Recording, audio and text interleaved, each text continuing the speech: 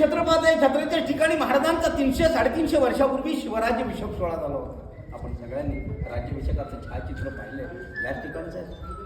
तो राज्याभिषेक कशा प्रकारे झाला होता तो मी तुम्हाला ऐकवणार आहे, पण त्यानंतरचं जे बांधकाम त्या बांधकामाबद्दल मी तुम्हाला सांगणार आहे. समोर जे छत्र पाहता ना, फक्त छत्र, सर या छत्राला मेघडंबरी म्हणतात. ही मेघडंबरी पंचधातूपासून तयार केली आहे. पंचधातूची केली असल्यामुळे या रायगडच्या वातावरणाचा काहीच फरक पडत नाही.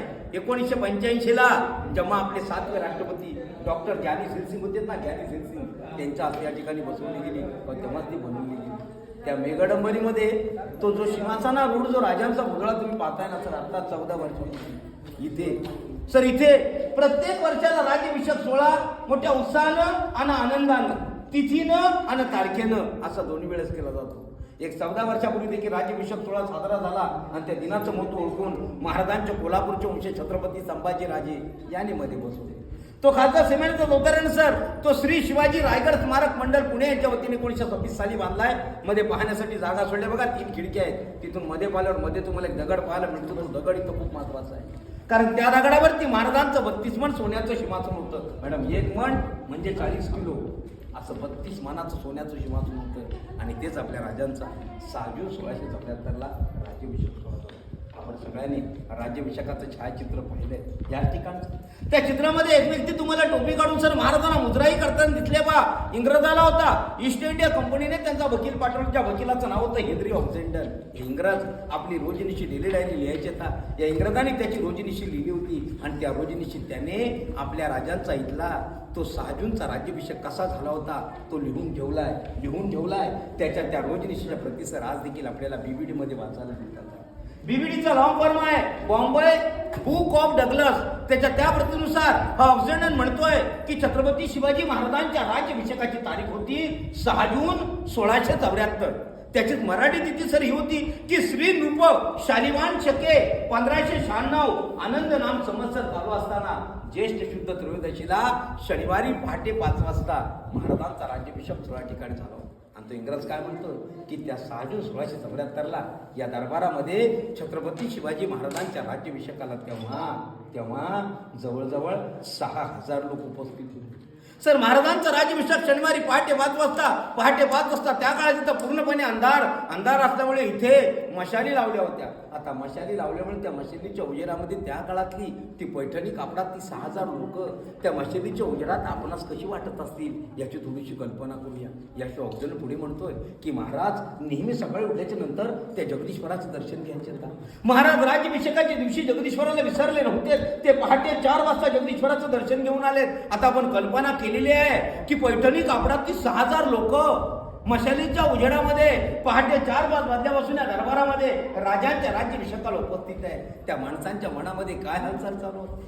महाराज जगदीश्वराचं दर्शन घेऊन जेव्हा या नगारखान्यामध्ये आले, ऑक्झेंडर म्हणतो की नगारखान्यावर त्या पहाटेपासूनच सनई तुतारे चौघडे आणि नगारे वाजत होते.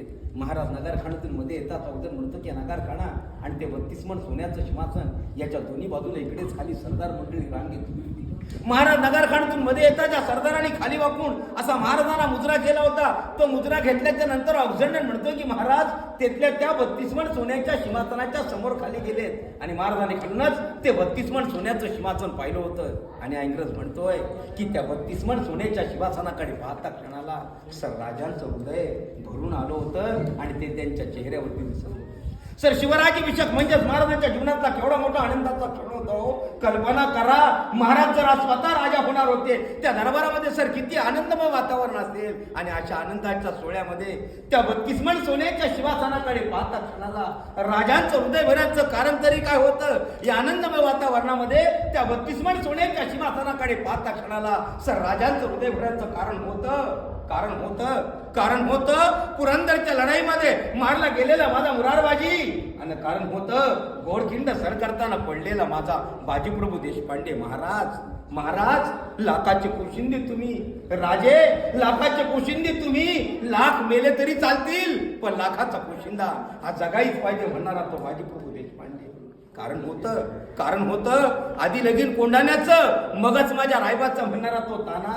आणि कारण होतं नेजरीच्या खिंडीत नुकताच मारला गेलेला माझा प्रतापराव गुजर, शिवा काशीद, बाजी पासळकर असे असंख्य वीर आज महाराजांना या आनंदाच्या सोहळ्यामध्ये, या दरबारामध्ये कुठेच त्यांची उपस्थिती दिसत नव्हती सर.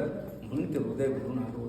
खालीच उभं राहून सिंहासनाकडे पाहून, सिंहासनाच्या शेजारी बसलेल्या आऊसाहेबांकडे पाहिलं होतं. आऊसाहेबांचे डोळे अश्रुगत ते पाहिल्यानंतर राजांचंही हृदय भरून आलं होतं. पण राजानं रडायचं नसतं,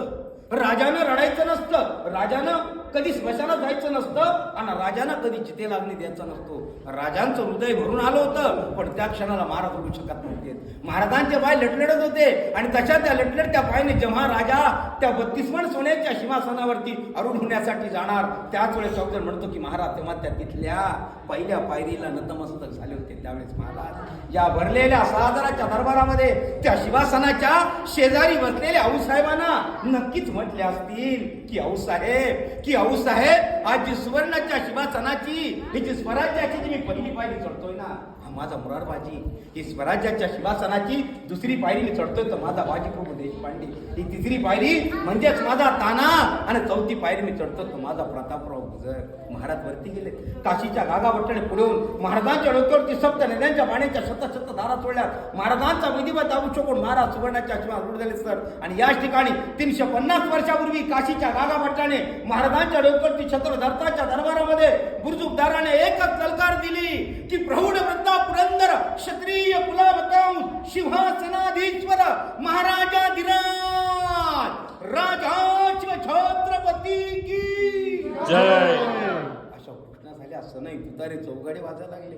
महाराजांवरती सुवर्ण तुलांचा आणि फुलांचा वर्षाव झाला. आणि अशा तऱ्हेने महाराजांचा 350 वर्षापूर्वी ज्या ठिकाणी राज्याभिषेक सोहळा झाला, ती सिंहासनाची जागा आहे आणि ती राजसभा. सर जसा या दरबाराने तो शिवराज्याभिषेकाचा नयनरम्य सोहळा स्वतःच्या अंगाखांद्यावरती खेळवला मॅडम, तसं या दरबाराने, या नगारखान्याने त्या हिरकणीचा सत्कारी पाहिला. हिराची गोष्ट कविता तुम्ही वाचलेली असणार, पण रायगडावर आल्यावर हिराची आठवण करून देणं माझं कर्तव्य आहे. मी सुंदर एक कविता ऐकवतो तुम्हाला मॅडम, आणि कविता कुठल्या पाठीवरून अभ्यास पूर्ण म्हणून ऐकवतो. बोलू का? बोलू. रायगडावर राजधानी ती होती शिवछत्रपतींची, आणि कथा सांगतो ऐका मी. येथील हिरकणी बुरुजाची बसले होते गाव तळाशी वाळुसुरी या नावाचे, आणि राहत होते कुटुंब तेथे गरीब धनगर गवळ्याचे. आई बाई पोताना मुलगा कुटुंब होते छोटेशे, आणि सोबत होते हिरा नाव त्या तडवदार घरवालीचे. सांज सकाळी हिरा जात असे दूध घालिण्या गडावरी, चालत होती उपजीविका त्याने कीच्या धंद्यावरती. एके दिवशी दूध घालिता गडावर हिरा विसावली, ध्यानी नाही आले तिच्या सांज वेळ कधी कळून गे. सूर्यदेव मावळतीला जाता होती गडाचे बंद दरवाजे, मनात व्याधी हिरा म्हणाली घरी बाळतानी माझे. हात जोडूनी करी विनमण्या गडकरी खाली जाऊ द्या मला. गडकरी म्हणतात नाही आमदन्या आम्हाला शिवरायाची. बाळाच्या आठवेणी झाली माय माऊली वेडी पिसी, कडा उतरुणी धावत जाऊनी माळाला ती येई खुशी. आतुळणी या धाडस पाहून महाराज ही स्तंभित झाले, हिरास साडी चोळी देऊन प्रेमे सन्मानित केले. कडियावरती त्या बुरुज बांधिला साक्ष आईच्या प्रेमाची, आणि कथा अजूनही ऐकू येते येथील हिरकणी बुरुजाची. आणि कथा अजूनही ऐकू येते येथील हिरकणी बुरुजाची. त्या हिराचा महाराजांनी दरबारात सत्कार केला. त्याईला साडी चोळी देऊन सन्मानित केलं. खणा नारळाने ओटी भरून माय ममतेने पालखीत बसून जेव्हा घरी रवाना करणार ना, तेव्हा तिच्या कडेवरती जे वाळ होतं ना, त्या वाळाला उद्देशून महाराज दरबारात बोललेच की बाबा आदरा याईचं दूध पितोस, दूध पी लवकर म्हणून स्वराज्यामध्ये. त्यावेळेस त्याईला काय धन्यता वाटलेली असावी सर. असा तो हिरकणीचा पुरुष आहे आणि अशी ती हिरकणीची कथा. हा नगारखाना या दरबारात येण्याचा प्रमुख दरवाजा असल्यामुळे महाराजांनी राज्याभिषेकाच्या त्या दिवशी राज्याभिषेकाला जे पाहुणे येणार होते पाहुणे, त्या पाहुण्यांच्या स्वागतासाठी महाराजांनी या नगारखान्याच्या पलीकडे दोन हत्ती आणि 2 घोडे सजवून ठेवले होते. सर मी आताच तुम्हाला सांगितलं की महाराजांच्या राज्याभिषेकाला इंग्रज पाहुणा आला होता म्हणून, हेनरी ऑफ जंडन. आता हेनरी जेव्हा मॅडम राज्याभिषेकाला इथे आला होता तेव्हा रोपवे नव्हता. आता आपण 4 मिनिटात वरण इंग्रजात त्या काळात पायी चढून त्याची खूप दामचाक झाली. इथे वरण प्रथमदर्शनी स्वागतासाठी सजून ठेवलेले ते 2 आवाढ उभे हत्ती ते इंग्रजांनी पाहिले आणि ते हत्ती पाहिलं तर इंग्रज आश्चर्यचकित झाला. तो विचार करायला लागला की माझ्या 2 पायाच्या माणसाची वर येता येते एवढी बिकट अवस्था झाली तर महाराजांनी हत्ती गाडावर कशा आणले असा त्याला प्रश्न पडला. त्याचा प्रश्न ते त्याच्या रोजनिशी डेली डायरी केला तर हा प्रश्न त्या बहादराने त्याच्या मनात पण ठेवला नाही. त्याला उत्सुकता लागली या गडावर हत्ती आले कसे. आणि त्याने दुभाषिक आणला होता बरोबर सर. ज्या दुभाषिकाचं नाव होतं नारायण शिंदे. त्याला जाऊन विचारलं की बाबा रे माझ्या 2 पायाच्या माणसाची वर येता येता एवढी बिकट अवस्था झाली तर महाराजांनी हत्ती रे गडावर कशा आणले. नारायण शिंदे त्यांनाच म्हटले आपणच खूप हुशार आहात याचं उत्तर तुम्ही शोधा. हत्ती गडावरती आले कसे. आता सर सांगा बरं त्या राज्याभिषेकाच्या खडबडीमध्ये इंग्रजाच्या या प्रश्नाला कोण उत्तर देणार. हत्ती गडावरती आले कसे कोणीच दिलं नाही. आणि त्याचा तो प्रश्न आज देखील प्रश्न म्हणून बिबिडीत उपस्थित आहे सर. आणि त्या प्रश्नाला अलीकडच्याच काळात इतिहासकार अगदी तर्क इतिहासकार म्हणतायत की जे 2 मोठे हत्ती होते ना त्या हत्तींना लहानपणी जिथे वरती त्यांनी इथंच वरती मोठे केले. कारण मॅडम एक हत्तीची वाढ 3 वर्षात पूर्ण होते आणि या गडाचं काम 14 वर्ष चालू होतं. हत्ती लहान त्यांना मोठं करून त्यांचा काय उपयोग करून घ्यायचा ही आपल्या राजांची त्या काळातली दूरदृष्टी. इंग्रजाला काय करणार आहे हत्ती गडावरती आले कसे. सर मी राजांच्या दूरदृष्टीबद्दल बोललो तुम्हाला. राजांना 14 वर्षाची दूरदृष्टी. मॅडम राजांना 14 वर्ष नाही आपल्या राजाला 400 वर्षाची दूरदृष्टी होती.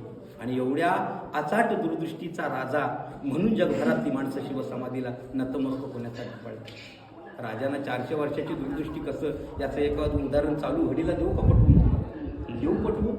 सर वातावरणात बदल झालाय काही. तापमानात वाढ होत चालले. मागच्या काही वर्षापासून बघा आता सध्या रायगडचं टेम्परेचर 40 अंश वर चाललंय.